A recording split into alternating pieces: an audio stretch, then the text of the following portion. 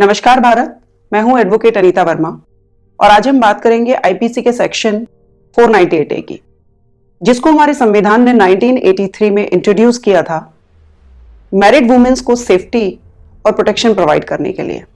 इस 498A section को हम थोड़ा कहानी की तरह समझते हैं। शादी के बाद लड़की ससुराल में जाती है, एक दो दिन सही बीतते हैं बिकॉज नई शादी है, इन लॉज भी ठीक ठाक बिहेव करते हैं। उसके कुछ टाइम के बाद उसके साथ मेंटल और फिजिकल हरेसमेंट शुरू हो जाता है। रीजन हम सबको मालूम है कि वो दहेज अच्छे से नहीं लाई है, दहेज पूरा नहीं लाई है, जो मांगे हस्बैंड और इन-लॉज ने की थी उसके अकॉर्डिंग वो सारी चीज फुलफिल नहीं की है लड़की के पेरेंट्स ने। इन सारी चीजों से डिससेटिस्फाइड होके, परेशान होके वो लड़की को तंग करना शुरू कर देते हैं, मेंटली भी और फिजिकली भी। 498A क्लियरली मेंशन्ड दैट जो क्रुएल्टी है, जो अत्याचार है लड़की पे, वो मेंटली भी हो सकता है, फिजिकली भी हो सकता है। अब ये अत्याचार किस लिए किया जाता है? मान लीजिए इन-लॉज ने कोई डिमांड उसके सामने रखी कि आपको 50,000 रुपए लेके आने हैं।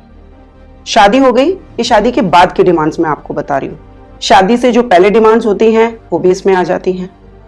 शादी के बाद अगर इन-लॉज या हस्बैंड बोलते हैं कि आप 50,000 रुपए लेके आइए, ये डिमांड रखना ही लड़की के लिए मेंटल हरेसमेंट है। अब मान लीजिए डिमांड लड़की पूरी नहीं कर पाई है,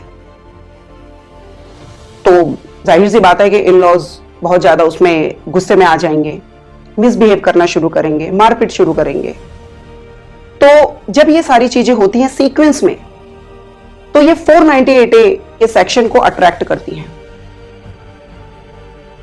जब उनकी डिमांड्स पूरी नहीं होती, अब डिमांड्स कई तरह की हो सकती हैं। इन-लॉज या हस्बैंड या उनके रिलेटिव्स ये कह सकते हैं कि आप पैसा लाइए अपने पेरेंट्स के घर से, वो गोल्ड की डिमांड रख सकते हैं, एक्सपेंसिव गिफ्ट्स की डिमांड रख सकते हैं, गाड़ी की डिमांड रख सकते हैं। डिमांड किसी भी तरह की हो सकती है, लेकिन जिस डिमांड से लड़की को मेंटल और फिजिकल हरेसमेंट हो रहा है वो 498A के ऑफेंस को अट्रैक्ट करता है। अब हरेसमेंट किस तरह से वो करेंगे? मान लीजिए उन्होंने बोला कि आप गोल्ड लेके आइए और लड़की गोल्ड नहीं लाई है,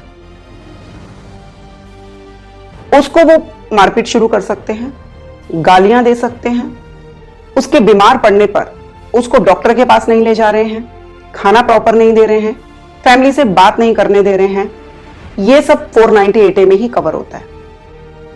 अगर इस तरह के हरेसमेंट आप में से किसी के भी साथ हो रही है, तो अब आपने स्टेप्स क्या लेने हैं उनको आप ध्यान से सुनिएगा। अगर इस तरह की कोई डिमांड आपके सामने रखी जा रही है, आपके पेरेंट्स के सामने रखी जा रही है और आप उसको फुलफिल नहीं कर रहे हैं और ये डिमांड परसिस्टेंट है, कॉन्टिन्यूअस है, जिससे आपका मेंटल और फिजिकल हरेसमेंट हो रहा है, आप इसकी पुलिस कंप्लेंट देंगे। आप ओरल भी इन्फॉर्म कर सकते हैं पुलिस ऑफिसर को, बट बेटर ये रहेगा कि आप उसकी रिटर्न में कंप्लेंट दें। ये 498A का ऑफेंस कॉग्निजेबल ऑफेंस होता है, यानी पुलिस ऑफिसर को, आपके इन-लॉज को और हस्बैंड को या उनके रिलेटिव्स को, जो भी आपके ऊपर अत्याचार कर रहे हैं, जो मेंटल और फिजिकल वायलेंस आपके ऊपर कर रहे हैं, बिना किसी की परमिशन के आईओ साहब उनको अरेस्ट कर सकते हैं। आईओ को आपके हस्बैंड, इन-लॉज या रिलेटिव्स को अरेस्ट करने के लिए कोर्ट की परमिशन की जरूरत नहीं है, बट हां, आपकी एक कंप्लेंट की जरूरत है। अगली बात हम आते हैं कि आपने इसमें कंप्लेंट कर दी। कंप्लेंट आप कितने पीरियड तक कर सकते हैं? ये का जो लिमिटेशन है वो 3 साल तक होता है। मान लीजिए 2020 में आपके साथ मारपीट हुई, तो 23 तक आप उस 2020 के इंसिडेंट को रिपोर्ट करा सकते हैं। इसका लिमिटेशन 498A का लिमिटेशन कॉन्टिन्यूस चलता है। आप अगर 3 साल हो गए हैं, आपने कोई रिटर्न कंप्लेंट नहीं दी है, पुलिस को इन्फॉर्म नहीं किया है, आपके पेरेंट्स ने भी इन्फॉर्म नहीं किया है, तो ऐसा नहीं है कि केस नहीं बनता है। सेक्शन 473 सीआरपीसी ने एक पावर दी हुई है ऑनरेबल कोर्ट्स को कि 3 साल के बाद भी अगर आप रिपोर्टिंग करती हैं इस तरह के हरेसमेंट का, तो कोर्ट कॉग्निजेंस ले सकती है अगर आपके पास कॉग्निजेंट एविडेंस है, रेलिवेंट पेपर हैं, डॉक्यूमेंट्स हैं, प्रूफ्स हैं कि आपके साथ मारपीट हुई है, मेंटल और फिजिकल हरेसमेंट हुआ है। 498A का ऑफेंस नॉन कंपाउंडेबल होता है। मतलब मान लीजिए आपने केस डाला, अब आपके हस्बैंड, इन लॉज या रिलेटिव्स और आपके बीच में एक सुलह हो गई, सेटलमेंट हो गया। अब वो लोग चाह रहे हैं कि ये केस आप क्लोज कर दें, या मान लीजिए किसी तरह का प्रेशर है आपके ऊपर कि ये केस आपको क्लोज ही करना है। तो जिस ट्रायल कोर्ट के सामने ये केस चल रहा होता है, वहां पे ये केस आप क्लोज नहीं कर सकते हैं, चाहे आपका कॉम्प्रोमाइज भी हो गया है।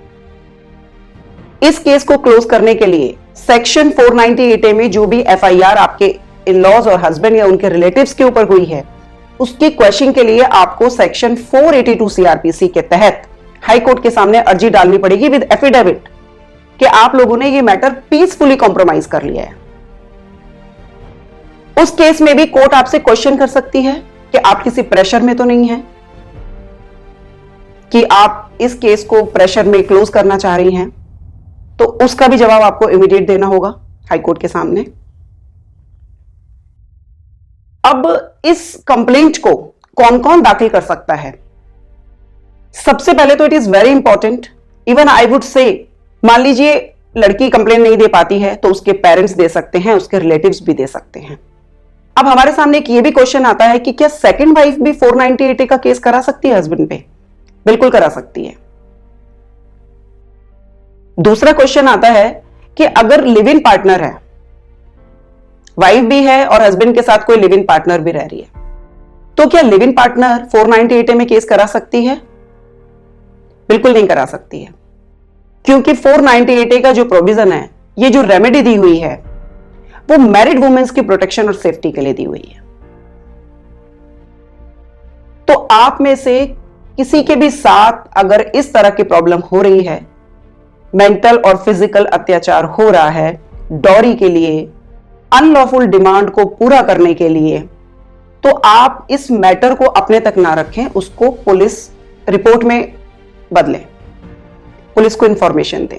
अगर आपको मेरी किसी भी तरह की जरूरत फील हो किसी भी स्टेज पर, तो आप नीचे दिए हुए नंबर पर मुझे कांटेक्ट कर सकते हैं।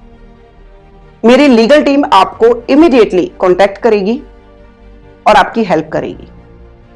मैं नई वीडियो के साथ आप लोगों से फिर जल्दी से मिलूंगी, कुछ नई लीगल जानकारी के साथ। तब तक के लिए जय हिंद, जय भारत।